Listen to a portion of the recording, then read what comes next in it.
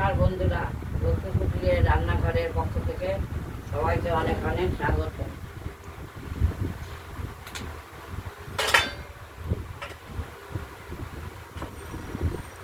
কুমড়ো ভাজা করবো আজকে। আমাদের রেসিপিটি হলো সরু সরু করে কুমড়ো কেটে সর্ষে ফোড়ন দিয়ে ভাজা করা। এই ওভেনটা ধরিয়ে দিলাম, কড়াইটাও বসিয়ে দিলাম।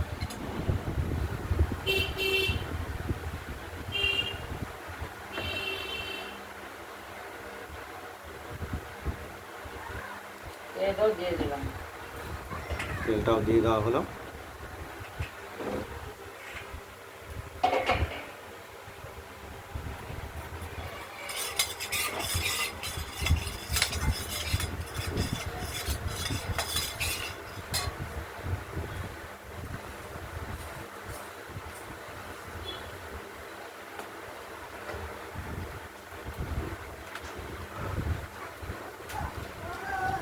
তেলটা গরম হয়ে গেছে, এগুলো দেওয়া। কাঁচা লঙ্কা দিয়ে দেওয়া হলো।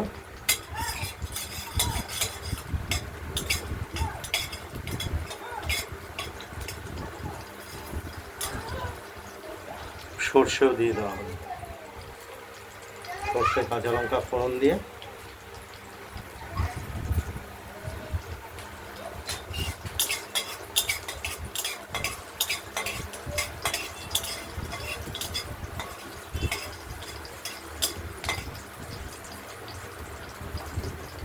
ফোড়নটা হয়ে গেছে। এবার আমরা দিয়ে দিলাম। সব কুমড়োগুলো দিয়ে দেবো।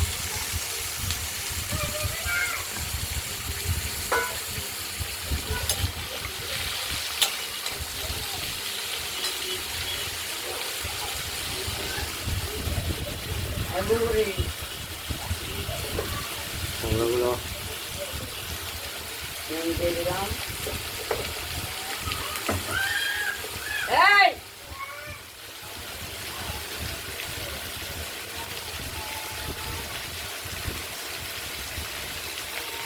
পরিমাণ মতো হলুদও দিয়ে দিলাম।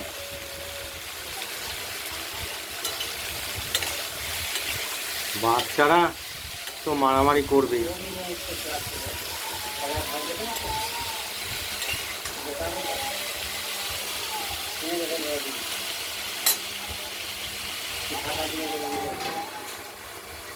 দাঁড়াও, ঢাকনাটা তুলে তুলে কুমড়োগুলো তুলে ছেড়ে দেবো। এরকম বারবার দেবো, বারবার ঢাকবো, তবেই ভাজা ভাজা হবে।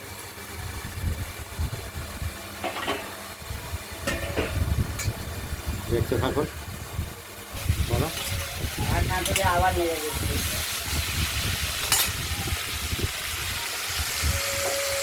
আবার ঢেকে দেবো। এইভাবেই ভাজা করবো। রান্না করলাম, আবার নেড়ে দেবো। জল টল কিছু দেবো না, এইভাবে ভাজা করবো।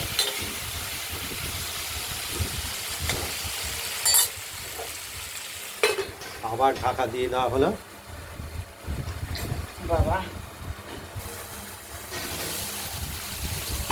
ঢাকনাটা খুলে আবার দেখে নিচ্ছি কুমড়োগুলোকে। এইভাবেই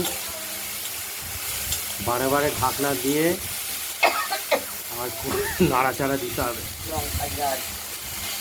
লঙ্কার ঝাঁজ পর্যন্ত নাকে চলে আসছে।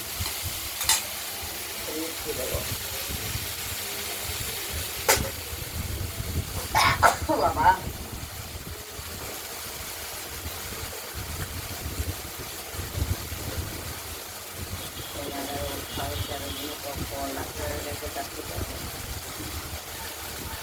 পরিমাণ মতো স্বাদ মতো একটু চিনি দিয়ে দেওয়া হলো।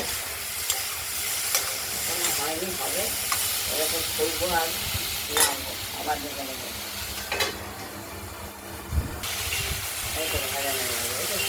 সর্ষে দিয়ে কুমড়োটি ভাজা ভাজা আমরা করে নিলাম। অনেকবার খুলেছি কড়াই ঢাকনা, এরকম থেকে থেকেই করতে হয়।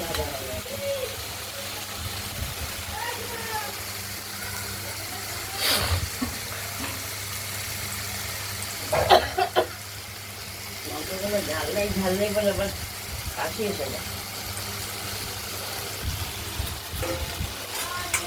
আমরা একটু দেখে নেবো যে কুমড়োটা ঠিকঠাক হয়েছে কিনা, লবণ এবং মিষ্টি। আবার ঢাকা দিয়ে দিলাম। ঢাকনা খুলে ভাজা হয়ে গেছে, নামিয়ে ফেলবো, নরম হয়ে গেছে। কুমড়ো ভাজা আমাদের রেডি। সরষে দিয়ে লঙ্কা করে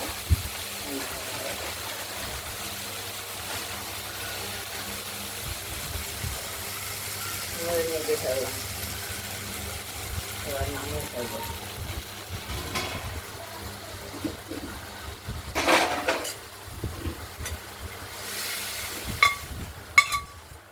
কুমড়োটি আমরা থালায় নামিয়ে নিলাম।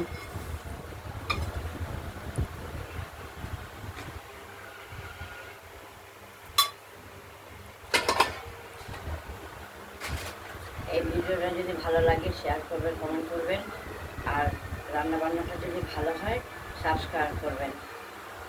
আজকের মতো ভালো থাকবেন, সুস্থ থাকবেন, সাবধানে থাকবেন। আরেকটা দেখাবো, এই যে পনিরের বড়ার ঝোল।